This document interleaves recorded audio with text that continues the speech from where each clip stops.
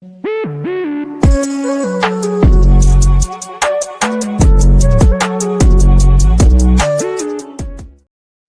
name is Sterling Bennett, and today we're going to go over training camp day number 8, some injury news, but also Brock Purdy being dialed in from the jump, Nick Bosa's monstrous performance against San Francisco's offensive line, and talk about some rookies that may or may not be climbing up the depth chart as training camp progresses.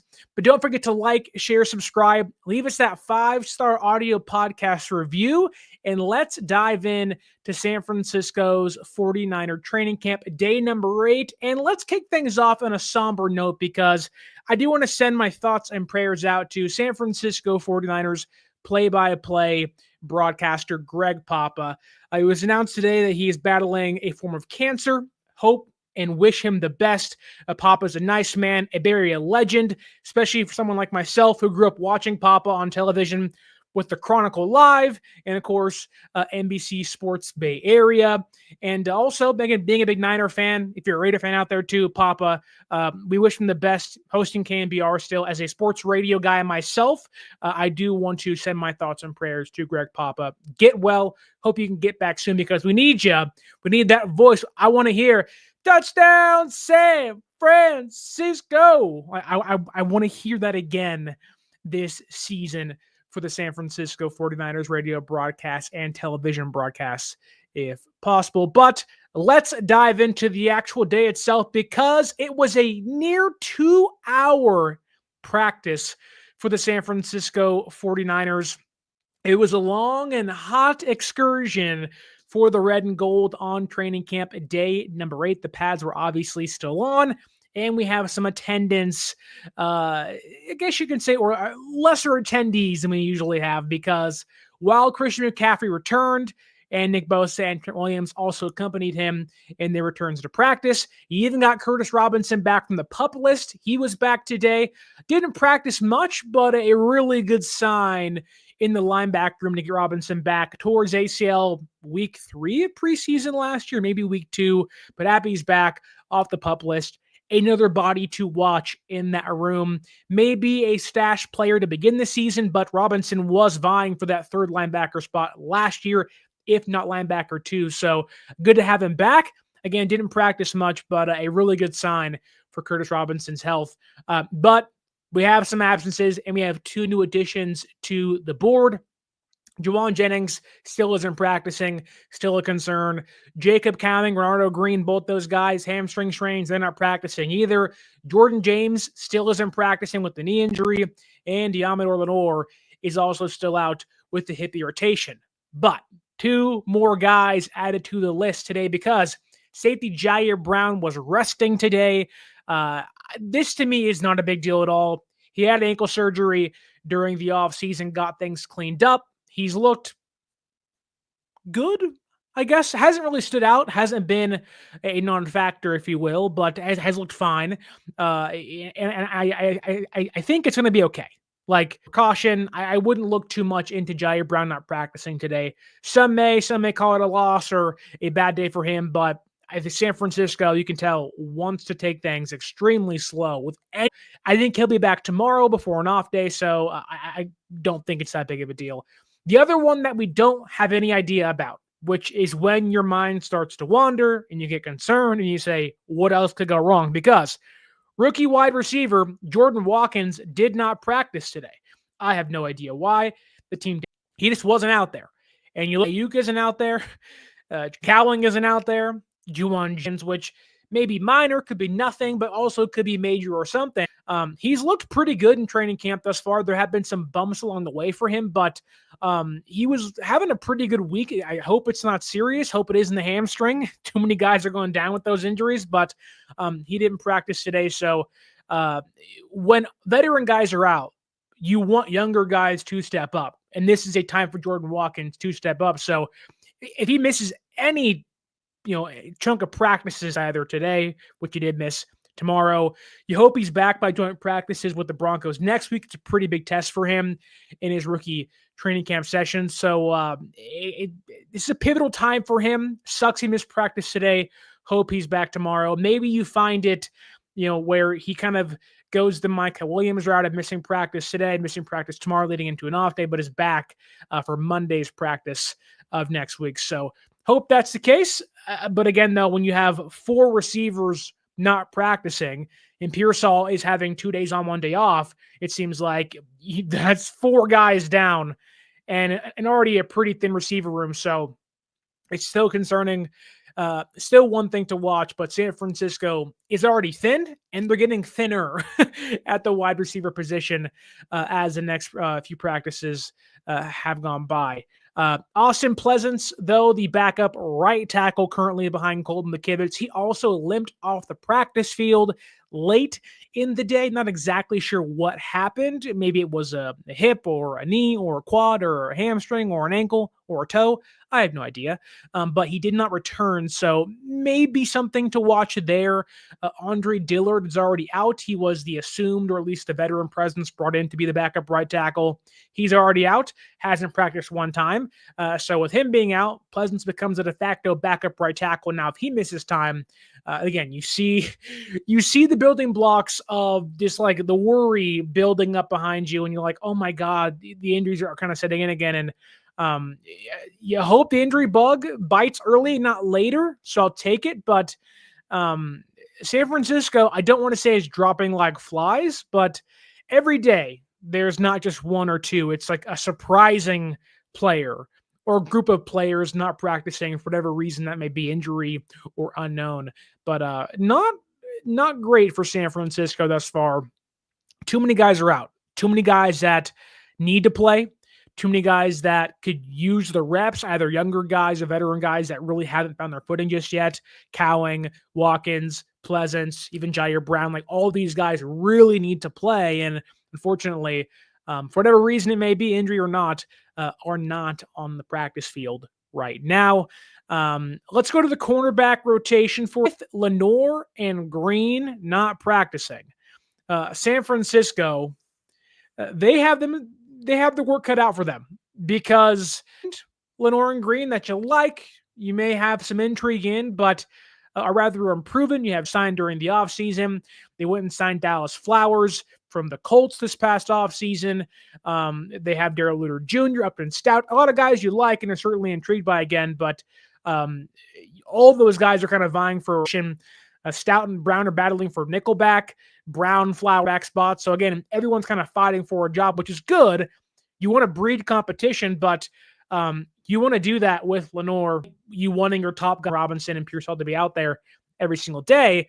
It also does help guys vying for, say, cornerback 3 or receiver 3 or 4 on the depth chart to take first team reps every single practice. Again, you want to be healthy, but if you're seeing Dallas Flowers and Trey Brown and Stout and Luter Jr.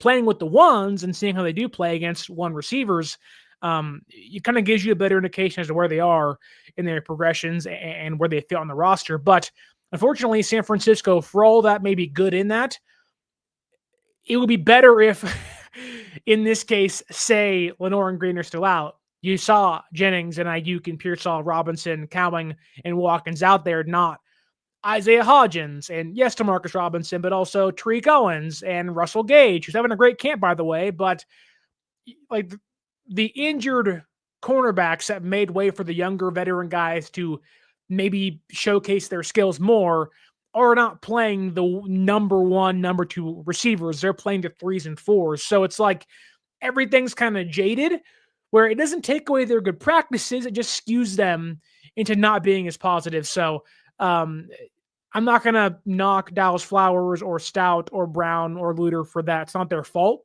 They're doing what they can. And I think, Flowers has been tremendous thus far. Trey Brown's been that kind of veteran, even kill presence throughout training camp. They're both, to me, locked in for roster spots, barring injury. Luter Jr. is up in the air still, but he is getting first-team reps with playing on the outside. But I think the focus has strictly been on Upton Stout. What does he look like? How does he look like playing nickel? And I think it's been overwhelmingly a positive experience for Upton Stout early in his first training camp. I think he looks ferocious. I think he looks sticky in coverage. there is so much to like from him. Obviously, you want to see him in run fits more and how things look during preseason before you like put your flag in him to be a starter. But even Kyle Shanahan kind of talked about it yesterday of like, I don't want to crown him just yet, but he's looked really good.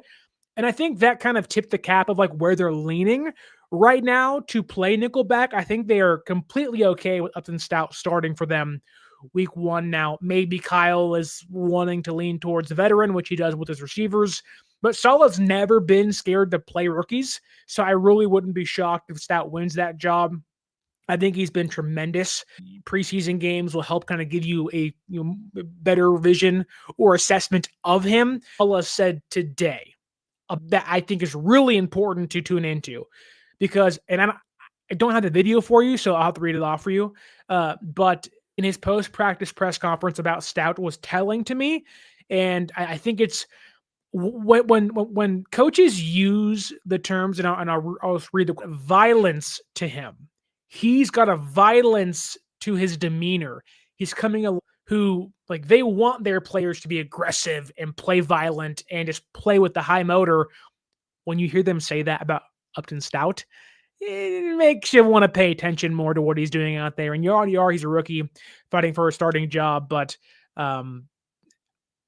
you got to pay attention when they say those things. And I think for Robert Saleh and even Kyle Shanahan to both praise Stout in back-to-back days and practices, that's a good sign for him to start.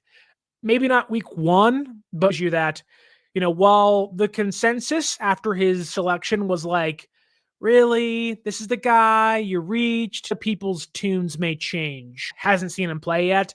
And I'm hoping he shows off during the preseason games and even in joint practices. I would not be surprised at all if Stout walks away from practices against the Broncos and the Raiders before the preseason games of like, this was the guy that was like the defensive MVP. He's been great. Like, yeah, you have Fred and Nick Bosa, but like the one like surprise standout, Stout's been really good. Like, it's hard to describe him outside of just saying he's been really good because he's been overall really good. There's times where you see him be a rookie and make mistakes, but other than that, a really good day for Upton Stout again.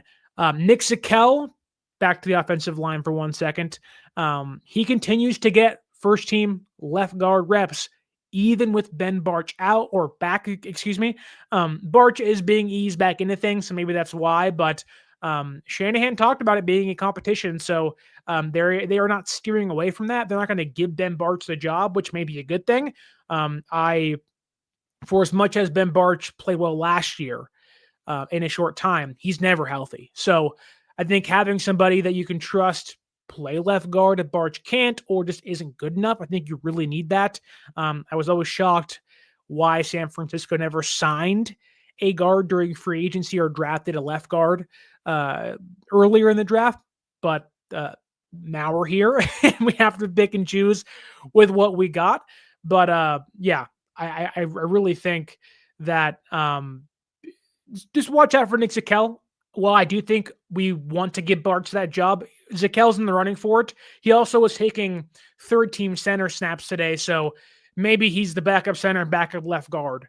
That certainly is an opportunity for him to make the roster, maybe have a higher opportunity on the roster. Getting to the YouTube chat, Omega Dread said we can't have good things in reference to the receiver injuries on the roster. Papa J says, what's up, Sterling? What's up, Papa J? Strawberry Axe says, Papa, like he's from 1999 with the Scream and Scary Movie reference there for a second. Papa J says, I'm excited about Upton Stout. I would be too. He says, I've heard he's short and stout. So hopefully he's in a little teapot. Don't want to pour him out. That was terrible. That was cringy. I'm sorry. I will see myself out of the podcast. But yeah, Upton Stout has looked really good. He even said here, he's got a handle and he's got a spout. Papa, we are in tune, brother. We are in tune tonight. And John Neville says here, what's up, Sterling? What's up, John? Right back at you. Is it Friday? Thursday? Friday? It's Friday? Friday? Yeah, it's Friday. Friday? I don't know. whatever. Happy Friday. Hope you're having a great intro to your weekend as we speak. And he says, you heard about Greg Papa. Yep. Talked about Papa at the top of the show, wishing him well. Hoping he can get healthy. It sucks. It happens far too often to good people or really anybody. It is one of the pitfalls of this world that this is the worst thing ever. But hope he gets healthy and well. More love to Greg Papa on the show. Undoubtedly one of the best radio voices in the entire league. I know we're being somewhat sentimental about Greg Papa currently with the announcement of him having cancer, but one of my favorite calls by him, I think, was 2023, may have been 2022. It also may have been preseason, but at the time, I was working for 95.7 The Game, and I still am, but I was like at the station every single day. And we were covering the preseason or the actual game, and Papa, who works for KNBR, I'm not kidding. Like, he's full bore, like, touchdown, San Francisco. And where he normally would say 49ers, he goes, Seaman. And we all said, what the heck? Okay. Wrong team. Not really a team name, but okay, Greg. Quite the slip of the tongue right there. But some of the fun memories I have of listening to Greg Papa on the radio. Great play-by-play caller, whatnot, but just that San Francisco Seaman was like, yo, what the heck? Okay, it's preseason, Greg. We're not going that hard just yet, brother. Like, what are we doing? But man, Niners Throwbacks in the house and says hello. What's going on, Niners Throwback? How's it going? And he says, how's it going to Papa? Also in the YouTube chat. We're all friends here. You see that. They also say, happy Friday, happy football month. Yep, August is here. Football came back last night. Trey Lance has once again polarized the fan base in just the most obnoxious ways possible, but looked really good. Happy for him. But man, John Nevels says, Woody Woodpecker. You got me. Happy to be back though. Football is here. What we're one-ish weeks away from Niners football being back in our lives, actually in the preseason. So this is a big lead up to football. Next week is joint practices, but we have to focus in on today. Let's steer the ship back into focusing on today, because it was day number 8 of training camp. And before I get into my actual takeaways, I want to mention Michael Williams, the first round pick this year, 11th overall. He's had an ankle injury that's been bothering him for over a year, but it was healthy, and now he hurt it again. Maybe it was a minor injury. He practiced today and came back yesterday, but he didn't do 1-versus-1 drills today, which I'm not sure how serious that is or if that's even worth mentioning, but I just did for a reason, I guess. There was a noticeable limp on his leg, which again, it could have been a one-play tweak. Could have been like, hey, I'm ailing. But he didn't do 1-versus-1 reps, but then did team drills. So I'm not exactly sure if they were just wanting to save him for team drills because it's more important than 1v1s. But he did beat Dominic Pooney and got a would-be sack on the day. So there was a lot of good things from Micah Williams, but the ankle injury, like every other injury on the roster currently, is still one to watch and one that Michael's in specific with the ankle injury that kind of lingered all last year at Georgia and now may be creeping back up, or at least may have re-injured. I don't know. Just one to watch as time progresses. The last thing you want to see is younger guys, especially, go down with injury, because this team desperately needs all these draft picks to play well, maybe outside of Curtis Rourke and Connor Colby, but they're all going to be called upon at some point this year. And so you want to have Michael out there amongst other guys like Collins and West to kind of help the roster pick itself back up after a really bad season last year.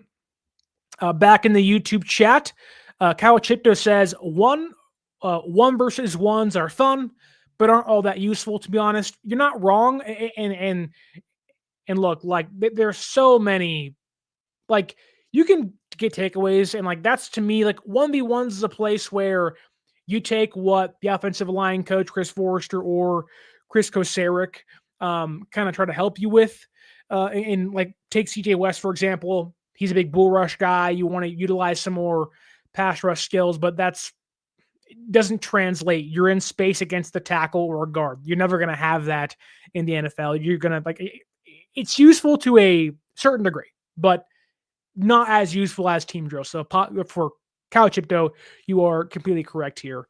What do we have here also? Omega Dread says, okay, I'll address it. The elephant in the room, Micah Parsons. The Dallas Cowboys continue to be one of the most dysfunctional yet highly valuable franchises in football. I really don't understand how a team can be just dysfunctional yet semi-competitive, but never good enough, yet always talked about.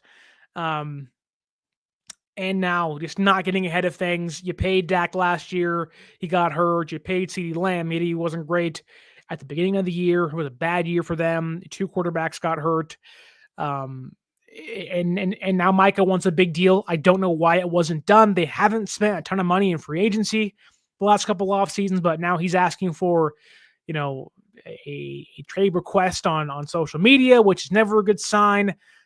There's rumors of there being a falling out. Micah kind of wanting to sever ties with the organization as a whole, and I don't know. It's definitely a mess in the room. San Francisco is not going to be in the business of acquiring Parsons, but I will say this. If I was the Bengals, like I'm regretting signing Shamar Stewart now. I would have traded Shamar Stewart and Trey Hendrickson for Micah Parsons in a heartbeat. Now, Hendrickson's great in his own right, but Parsons is so much more versatile than him. I guess even now you can still do that deal, but man, it just, I don't know how your organization is worth $5 billion, yet you still have a problem signing players. Now, it's not that clear and cut and dry, but and if you're Dallas and you lose Micah Parsons, like you're already coming into a division that has a really good Commanders team, albeit in year 2 could be in for is a kind of letdown, but still a young, good team that was in the NFC title game last year. Philadelphia is a reigning Super Bowl champion. Dallas is looking up at those guys, and so you can't afford to have this holdout or trading away Parsons this late. Or I guess you're in August now. Like this is go time. You don't make roster moves now usually unless you're signing small agents and whatnot. But this, that, and the other. Kawachipto, okay. He says the Commanders aren't young. I just meant Jaden Daniels. I know it's Austin Eckler and it's Debo and it's I get it. I get it. Just talking about that regime is young, front office, head coach, like they're all together for a year or two. It's all I meant. Don't take it so literally. It's all I meant. But let's get to the actual takeaways of today's show. But actually, John Neville's coming in hot with the Greg Papa quote here. When Greg Papa did the shout out for Ha Clinton Dix, it was cringe, but I laughed at it.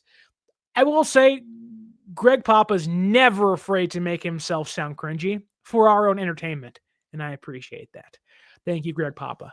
Get well soon, brother. But moving along here to our actual takeaways of the day, and let's talk about the quarterback, Brock Purdy, the $53 million per year man, and he was 11 for 15 on the day and continues to be dialed in. Dude has looked just, I don't know what word you want to put in there. Good, tremendous, consistent. He just has been that. The last 3 or 4 practices or so, this week has been Purdy's best week of OTAs, minicamp, and now training camp. He's really turned things up. And look, I get it. He's getting paid to do that, so it should be expected at this point. But he's looked really good thus far, and today was no different. Only about 2 to 3 standout throws of his 11 completions, but he had a 25-yard crossing route complete to George Kittle over the middle. Also hit Kyle Juszczyk. Haven't heard Juszczyk's names often, but hit Kyle Juszczyk via the wheel route for 25 yards. So again, a couple nice chunk yardage gains for Purdy on the money. complete strikes. Also hit Pearsall for, I think, a very similar amount of yardage on a crossing route again. So Purdy, consistent, confident, and competent. The 3 C's you like for your quarterbacks. Maybe you can add in champion there one day, but we aren't there just yet for Brock Purdy. But he did have one blip on the radar, unfortunately, where it does seem like he's had one of those kind of plays every single day, where like, wow, Purdy's incredible, but he's 11 for 15. He looks strong. There's one play you're like, not great. He has thrown some picks. I don't put too much into those, but I know some do.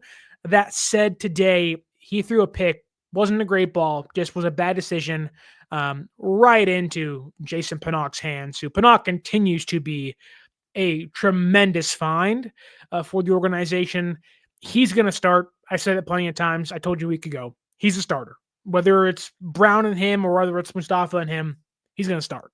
But threw it right to his hands. He was targeting Russell Gage for about 20 yards. Pinnock read his eyes just right to him. Beep, like Gage wasn't even turned around yet, and the ball was already in Pinnock's hands. So I'm not sure if there was some miscommunication there with Gage and Purdy, but Pinnock read it like a book, and it was just off to the races, and it was over with. But again, an overall good day for Purdy. Couple of big plays. No touchdowns. They didn't really do that stuff today, but an overall complete day for Brock Purdy. That said, people who want to hear about Mac Jones, I gotcha. Mac Jones was 13 for 18 on the day, a typical McCorkle outing, if you will. He's looked and continued to look good. Mac Jones looks really consistent. Mac Jones looked like he's played in the Shanahan offense for half a decade. It's really good one to see a backup quarterback walk in here with a skill set like Mac Jones that does fit Kyle's offense, walk in and just kind of not only just firmly grasp the offense, like Trey took a long time to do that. And even Sam Darnold, for as good as he was last year, like Jones has looked better earlier than him as the backup quarterback. And I think, the way he's walked in and kind of commanded the backup quarterback position, it's really good to see. Now, again, he's not going to pass Brock Purdy at all. It's Brock Purdy's job, just clear as day. But Mac has looked pretty good, which doesn't shock me, like knowing how Mac looked at Alabama coming out of the draft and whatnot. But he's had a kind of a roller coaster type career thus far with New England, being a Pro Bowler, going to the playoffs, and then just falling off a cliff after that and having different head coaches in the building. But Mac Jones has been a solid thumbs up quarterback thus far. His biggest play of the day was like a 30-yard gainer to Russell Gage, which Gage had a lot of room to run. So had to have been an actual game situation, maybe he'd run for a touchdown or for 10, 15 more yards. That said, it did seem like they were doing 2-minute drills. Maybe they were yelling at Gage to get out of bounds. I don't know why, but they were doing that. So I'm not exactly sure the context of why that was, but they were doing that. What else do we have here in the YouTube comments? Let's get it going. We have Papa J saying, I would love Micah Parsons for 1 year. That'd be pretty fun. Strawberry Reacts says this, I have a question. I heard the secondary is trash and Omega Dread coming with the same thing, saying I heard the same thing. I don't think the secondary is trash. I just think that look who's out. Lenore's not playing. Green's not playing. You have two, or I guess Jair Brown has been playing, but they didn't play today. But today you had two new safeties, Grant and Pinnock in there. You have three starting secondary pieces not playing. You had a fourth one not playing today. Like you had your top two cornerbacks and your top two safeties not playing today. That'll make your defense not look as good. And quite frankly, like Dallas Flowers and even Trey Brown and Upton Stout, for as good as they may be in certain roles and how good they've looked in training camp thus far, yesterday was a lot worse for the secondary than it was today. Like today they got 2 interceptions, Purdy threw one, Jones threw one. Yesterday was just a pile of crap. They were 22 for 22. The quarterbacks were yesterday. Today, much different story. So I think it's a little unfair to assess or talk about the secondary being trash. A lot of guys are hurt. A lot of guys are out. I think they're going to get healthy come week one, and you're going to walk into the regular season with Lenore and Green, Stout or Brown playing nickel, and Flowers and Luter or somebody else being kind of the backup cornerback 3 and 4.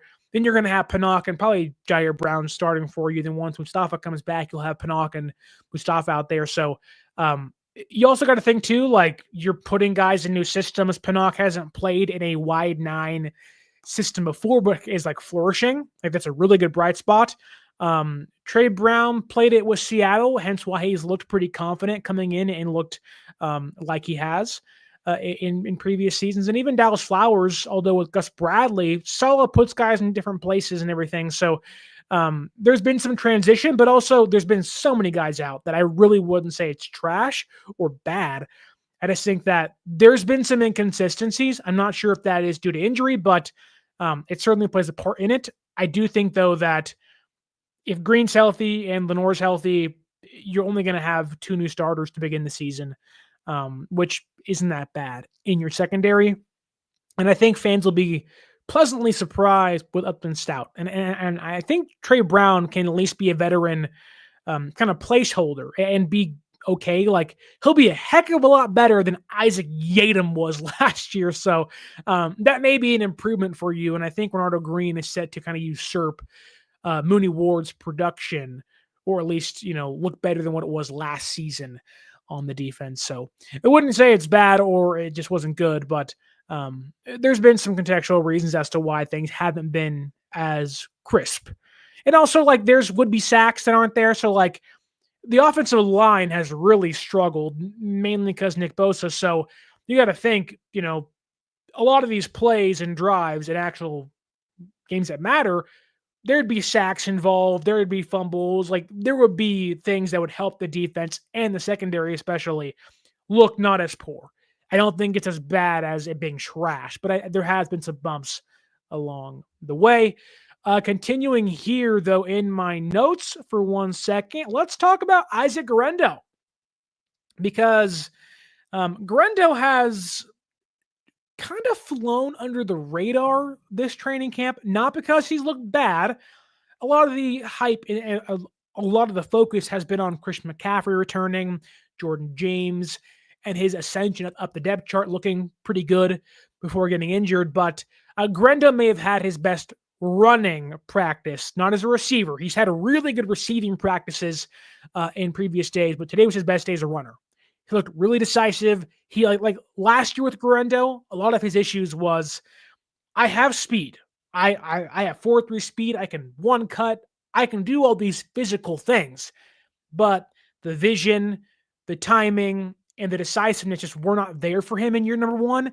Year 2, it has definitely gotten better. He knows where the holes are. He's finding small little kind of creases to fit through, and he's looking more confident in the offensive, waiting for things to open up for him, being patient, and then boom, he's gone. So I do want to give him a shout out today. I also think that while Grendo and James are vying for the running back 2 job, in my opinion, with James being out, Grendo looked a lot better today, or at least had his best day. You're going to start to see him separate if he can stay healthy. I wish James was healthy because you want to have that competition, but Grendo, if James misses time, and maybe even if James comes back, it does feel like Grendo is starting to pull away in that field. And look, James has been good in his own right, and I think has a clear-cut role on the offense, but Grendo is starting to kind of pull away from the pack behind Christian McCaffrey for the backup running back job. Before we get into Ricky Pearsall and the trenches and a surprise secondary standout, I do want to remind you to go to SeatGeek.com. MLB MLB trade deadline just passed yesterday. It was a wild one. New players are everywhere. The Giants traded away Camilo Doval to the Yankees. Tyler Rogers to the Mets, and traded away Mike Yastrzemski, who had a home run in his first game with the Royals. A lot of moving pieces. If you want to go watch your favorite baseball team play, or you want to pre-order and get ahead of getting your Niner tickets in place for you, or even go to a concert, my wife starts school in 1 week, or starts teaching in 1 week, back to work after a summer off. It's almost here, folks. The kids are going back to school. You want that one last hurrah? Go to SeatGeek.com and buy your tickets, and you can save $20 off your first purchase by using promo code 49ers Access. It's right here on your screen, and it's down below in the description. 49ers Access, 49 ERSACCESS at SeatGeek.com. You can save yourself $20 off your first purchase. Okay, back to the show, back to the offense, and back to Pearsall, because Ricky Pearsall, he's come off hot. Like, he's come out from the hamstring injury, and he said himself, I have to stay healthy, and I think that's true. And when he's healthy, he's looked really good through camp thus far. Had 3 catches today, including a deep pass over the middle from Brock Purdy. And I think he is taking strides to reach that next level in his production. I'm not going to say he'll have 85 catches for 1,300 yards and 10 touchdowns, but Pearsall, if he can stay healthy, and it's a big caveat, he is yet to stay healthy, or at least has missed portions of time during training camp and OTA sessions with injuries, shoulder and hamstring alike, and bullet wounds, if you will. But if he can stay healthy, Pearsall is putting in the work and looks like a more prepared receiver, ready to hit the ground running as a sophomore in the offense. I think he's looked very confident. His ins and outs, his breaks, they're all smooth. I think it may have been Brock Purdy today talked about last year Pearsall didn't get the ball so much because he was kind of learning the offense and learning not just the playbook, but also like timing with the quarterback and with the routes and the breaks. And, guys come from college and they think they can do all these movements before the ball is released and then still make the play, where Purdy was like, no, we don't have time to waste. I need you here now. So it does seem like that Purdy and Pearsall are on the same page a lot throughout training camp, and he's looked really good thus far. So props to him. Hopefully he can stay healthy. Hopefully all of these guys can stay healthy, because the receiver room needs some durability. Please. God, please. But let's move on to the trenches, because boy, oh boy, when you talk about bona fide studs, you talk about guys that when you bring up the San Francisco 49ers should be on the upper echelon of superstars. It's guys like Nick Bosa. And Nick Bosa today put on a freaking show. And I don't mean he was wowing and doing all these dazzling things. He was just getting it done. Like, Bosa really isn't like this, showboating player. He'll do the shrug and stuff, and maybe on the off chance he'll plant a flag somewhere, but that's only against Baker Mayfield, because he did it against him when he was Oklahoma and Iowa State. But he isn't the most flashy guy, right? He's muscle bound. He's just this big, kind of meathead, soft-spoken meathead. And he doesn't create too much. He doesn't create too much attention for himself in practice and in games, at least from the media standpoint. But Nick today was just otherworldly. This may have been the best Nick Bosa has looked in 2 years.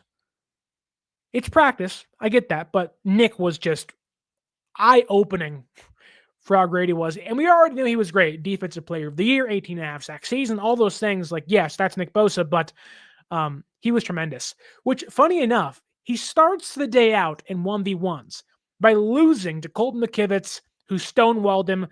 He just was like, whoa, okay. Then he loses to Trent Williams. And you're like, that's not the start you want from Nick Bosa, who at times doesn't always win the 1v1s.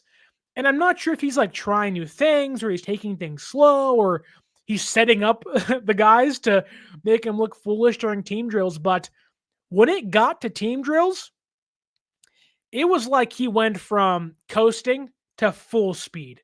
And maybe that was the case. I hope not, but maybe that was the case for him, because when I tell you he ate the offensive tackles, including Trent Williams and Colton McKivitz, alive.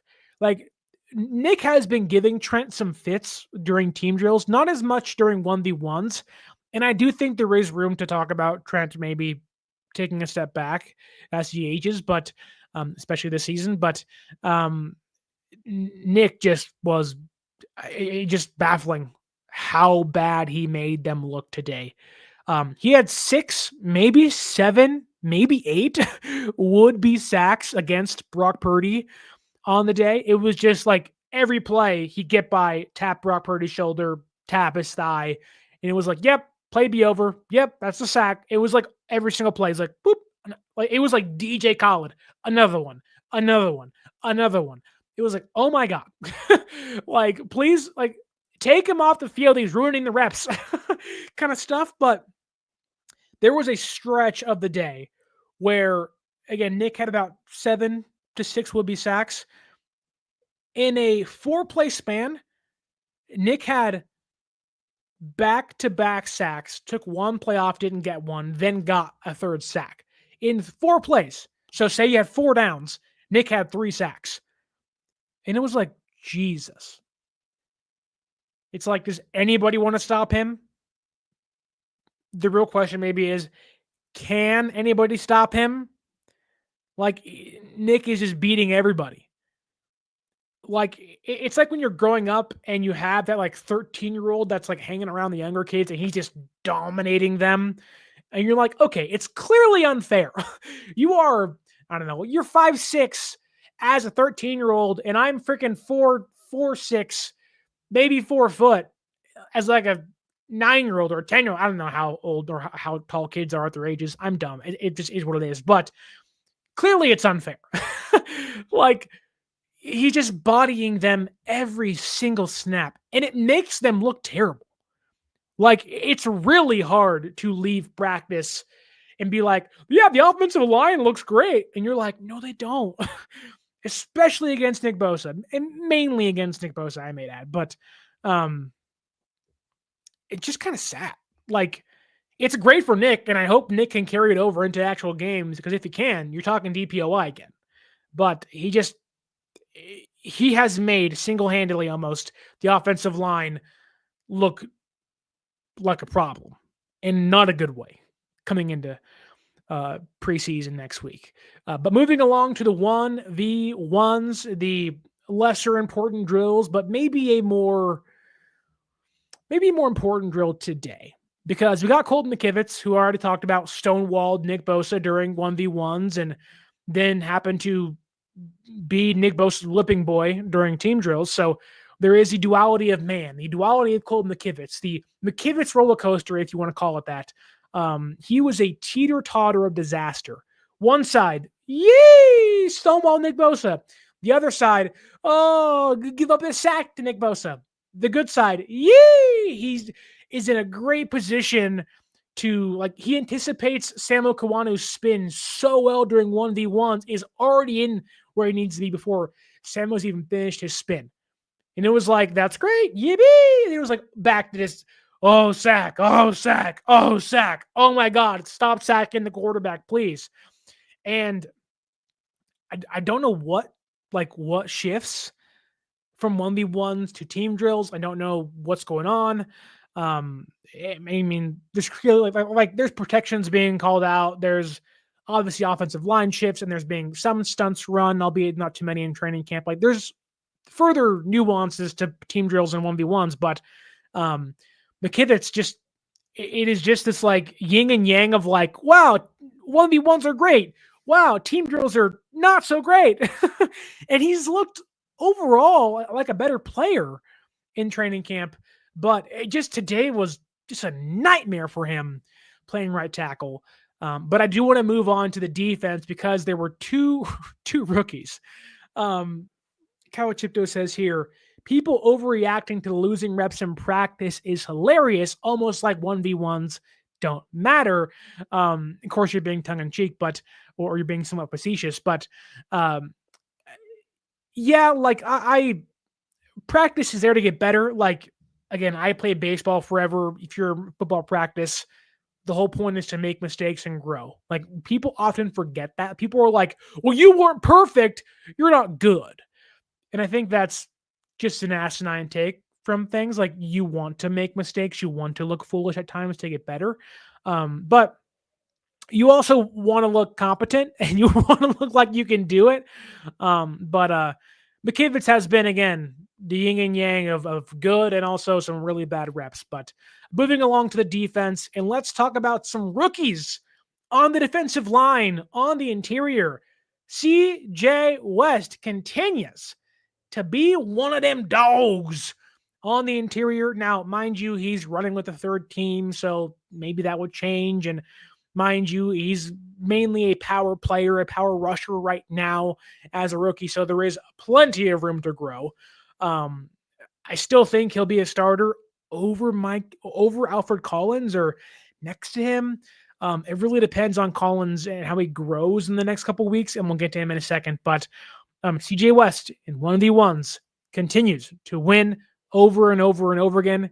A perfect winning percentage today, 4 for 4. He beat Zach Johnson, Matt Hennessy, Nick Zakel, and Drew Moss. Again, not the biggest names, but still, it's showing that the rookie is, is progressing well, but also kind of gearing up to take a step up the depth chart. Like, he's earning a chance, which is what you want. You want guys quickly earning a spot, not on the roster, but like, hey, I'm ready for the next step in my progression or my learning process, if you will. So West continues to be a clear standout on the interior defensive line. Then there is Alfred Collins, who how can I explain Alfred Collins and what he's looked like in training camp? Collins was hurt. He missed OTAs.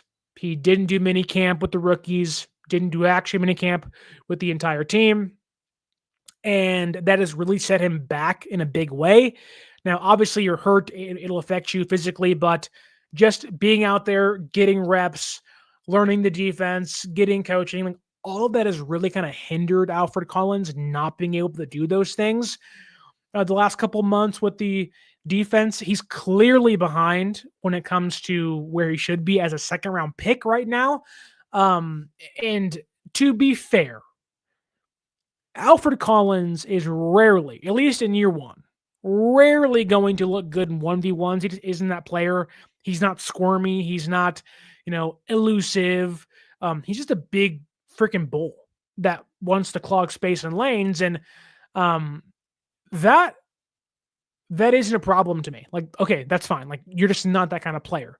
That said, one thing lacking from him in training camp thus far is the motor. I don't want to say effort, because effort to me is different than motor. You can give an effort, but your effort may not be good enough against a certain player, right? You can give it your all, but you cannot be good. Like, let's say you are, I don't know, you're Samuel Kawann playing against Trent Williams in his prime. The odds are Samo's not going to fare well in that case. But he'll give a good effort. Whereas Alfred Collins, the motor just really hasn't been there. It's been, and I'm not sure if it's because of the injury or he's just trying to kind of pick up the pace and get back into things off the injury and whatnot. But it's been a problem. Like, he'll attack the offensive line. He'll hit him.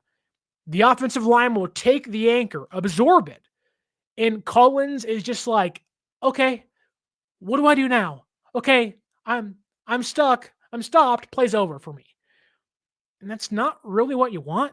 You want a guy that can, get the anchor up or use your power, hit the offensive lineman on the interior hard, move them around a little bit. And even if, let's say, it's Philadelphia's offensive line and they absorb it because they have a good anchor and can take your power, You want a guy that can, use your long arms, use your strength, jostle the guard, jostle the center, and at least create some post and first contact chaos on the offensive line and move dudes around. And Collins hasn't been doing that. Now, today, it was better. There was instances today where Collins would kind of get stood up and then disengage and continue to fight.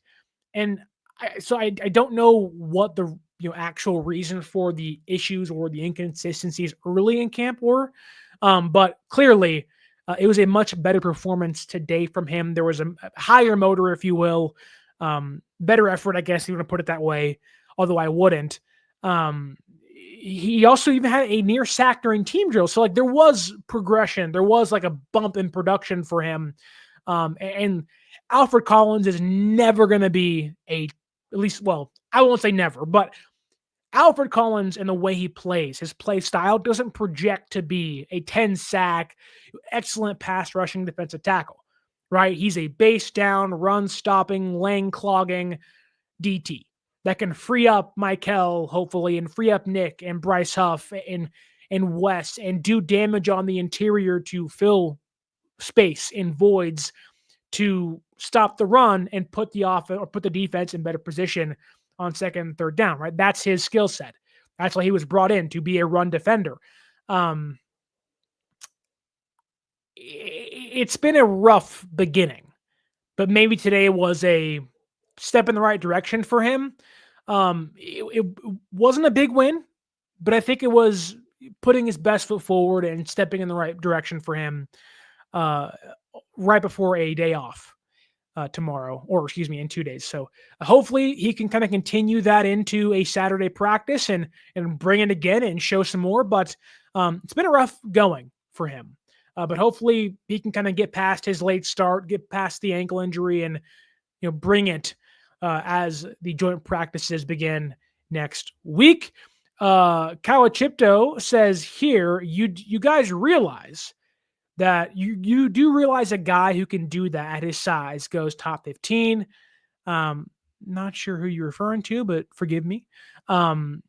He says he's learning a new position or a new system. It takes time, as it does. We know this. Lori Matthews here. She's late, but she's here. Made an appearance an hour in. But Lori Matthews says, good evening to everybody. Sorry I'm late. Shame on you, Lori. Punishment, banishment, but then we're happy you're here, enjoying your Friday night. You and the cats and the kids and your husband, hopefully they're huddled around the computer or the phone watching 49ers Access, having a great day. But hope you're enjoying your Friday, Lori. Papa J says, what's up, Lori, in the YouTube comments? Yep, what's up, Lori Matthews out there in Phoenix, Arizona, holding it down out there. What is 119 today, 120 today? Who knows? I live in Hesperia in the desert, so not Arizona, but getting close to there. It was hot. I was doing yard work all day besides camp. And man, I did not want to be out there. But moving along to our final takeaway of the day. And for the first time in training camp, we can hand a rose out bachelor style to rookie safety Marquise Siegel.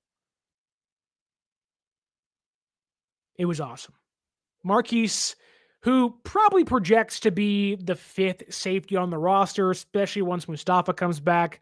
I also wouldn't project him to start at any point this season, but maybe I'm wrong there. I think there's too many veteran presences ahead of him. Now, maybe he, just takes big leaps and bounds as a rookie, but he looked pretty good today because Brown and Mustafa were not practicing. He was taking second team reps, which looked pretty good in, so that's a good sign there.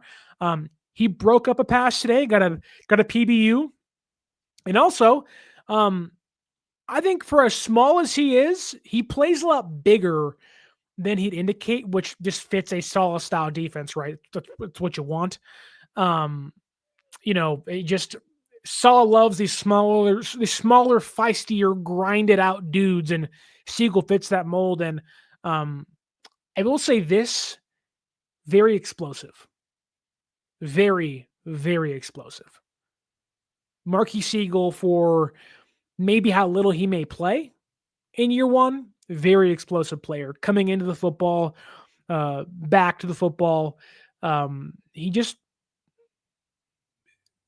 can see why. I'll just put it that way. You can see why. They like Marquise Siegel. Papa J says here, the Mojave Desert. That's right, brother. It's hot. But yeah. Lord Matthews says it was 111 in Arizona. Lori, we have to get you out of there. And I do love myself some Phoenix. I have some friends out there. Arizona's really underrated. It's a great place. But Jesus, 111. I'd be strapping ice packs to myself walking outside. Just like, my God, can we please? It's like in, what is it? Is it Dawn of the Dead? Where they're trying to like fend off the zombie attacks and they duct tape, or no, it's Shaun of the Dead, where they duct tape phone books to themselves. That would be me with the ice packs trying to stay cool in Arizona. Just duct tape and ice packs in my back and my forehead, like, I can't do this. I just can't do this. But 111 is crazy. Kenny 49ers is here. Says, what's up, Papa? Hope you're having a great Friday night, Kenny. Is it Friday? Can somebody help me out? Is it Friday? It's Friday. I helped myself out. But anyways, thank you guys for helping me out there. Not, but John Neville's with the comment of the night, maybe, says, I saw a Rams fan. I'm assuming you mean wearing a 99 Aaron Donald jersey crossing the street. I blew the horn at him. He threw his hands up like this. And then John yelled, go Niners. Should have seen his face. If you look, I am someone that loves safe and respectful public pranking of people. Don't be like those dumb YouTube pranksters that get themselves in trouble for doing idiotic things. But that stuff, I love it. Just seeing someone flailing their arms in shock is one of the best things in life, because you got him. Maybe Alfred Collins should flail his arms sometimes. Maybe it'll catch the guards off guard, the tackles off guard and whatnot. Maybe it'll freak Jake Brendel out and be like, what the heck's going on? Then he'll get a sack from that. Maybe it'll work. I don't know. But that's all I have for you guys tonight. It was an hour. We're walking into day number 9 of training camp tomorrow. It's Saturday because today's Friday. Walking into day number 9 of training camp tomorrow before an off day on Sunday. Then Monday, preseason week number 1. The practices on Monday, Tuesday, Wednesday. Maybe they'll change things up because of the joint practices, but San Francisco Broncos joint practices next week, leading into a week 1 of the preseason for the 49ers. We're almost there. We're in the football month. Next week is the football week for the red and gold. I cannot wait to get there. In Strawberry Reacts says, Sterling, thank you for the breakdowns. Strawberry Reacts, thank you for being here for the breakdowns. Really appreciate you. I appreciate you. Lori Matthews, Papa J, Kenny 49ers, John Neville's, Kawachipto. It's a Friday night, and you're spending time with me, Omega Dread, 49ers throwback, and many, many more. I'm sure Bobo's in there somewhere, lollygagging around. But happy you guys are here. Hope you guys enjoyed the show. If you can, like, share, and subscribe here on YouTube. Hopefully you can give me a 5-star audio podcast rating on Apple, Spotify, or Google, wherever you listen to your podcast. Shooting for 100 before week number 1 of the regular season. Can we get there? I sure hope we can, and it's all because of you out there. You guys can also follow me on social media at 49ers_access is the X or Twitter. 49ers.access is the Instagram. And go ahead and use that promo code right here, 49ersaccess, 49 ERSACCESS at SeatGeek.com to save yourself $20 off your first purchase.